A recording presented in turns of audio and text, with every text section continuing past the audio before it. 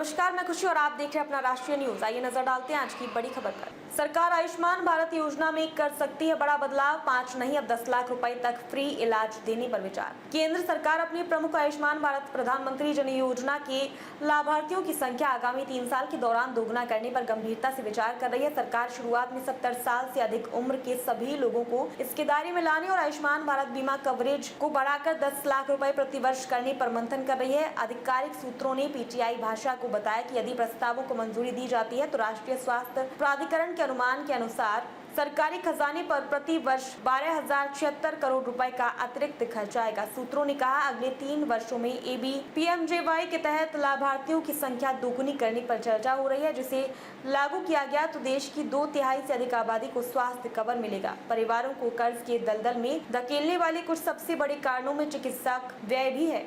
उन्होंने कहा कवरेज राशि की सीमा को मौजूदा 5 लाख रुपए से दोगुना कर 10 लाख रुपए करने का प्रस्ताव को अंतिम रूप देने पर भी विचार विमर्श चल रहा है।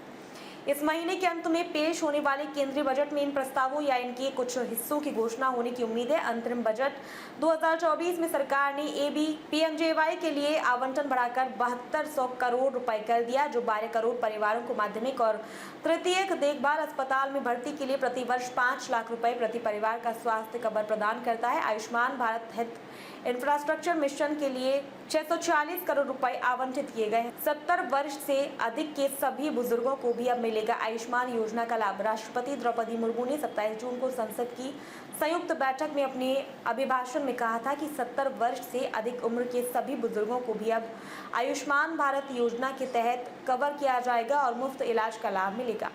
वहीं कई सूत्र ने कहा कि 70 वर्ष से अधिक उम्र वालों को मिलाकर इस योजना के लाभार्थियों की संख्या लगभग 5 करोड़ बढ़ जाएगी। एबीपीएमजेवाई के लिए 5 लाख रुपए की सीमा 2018 में तय की गई थी। कवर राशि को दोगुना करने का उद्देश्य उच्च लागत वाले उपचार जैसे प्रतिरोपण, कैंसर आदि के मामलों में परिवारों को राहत प्रदान करना है। नीति आयोग ने अक्टूबर 2021 में प्रकाशित भारत के लापता मध्य के लिए स्वास्थ्य बीमा शीर्षक वाली अपनी रिपोर्ट में इस योजना का विस्तार करने का सुझाव दिया था। इसमें कहा गया था कि लगभग 30% आबादी स्वास्थ्य बीमा से वंचित है, जो भारतीय आबादी में स्वास्थ्य बीमा कवरेज के अंतर को उजागर करती है। लगभग 20% आबादी सामाजिक स्वास्थ्य बीमा और निजी स्वैच्छिक स्वास्थ्य बीमा के माध्यम से कवर की जाती है, जो मुख्य रूप से उच्चाय समूहों के लिए तैयार की गई। रिपोर्ट में कहा गया है कि शेष 30% आबादी स्वास्थ्य बीमा से वंचित है। पीएमजेवाई में मौजूदा कवरेज अंतराल और योजनाओं के बीच व्याप्ति के कारण स्वास्थ्य कवर से वंचित वास्तविक आबादी अधिक है। रिपोर्ट में कहा गया है कि स्वास्थ्य कवर से वंचित इस आबादी को लापता मध्य यानी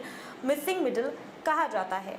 अब तक के लिए बस इतना ही। फिर होगी आपसे मुलाकात ऐसी एक और खबर के साथ। तब तक के लिए नमस्कार और देखते रहिए अपना राष्ट्रीय न्यूज।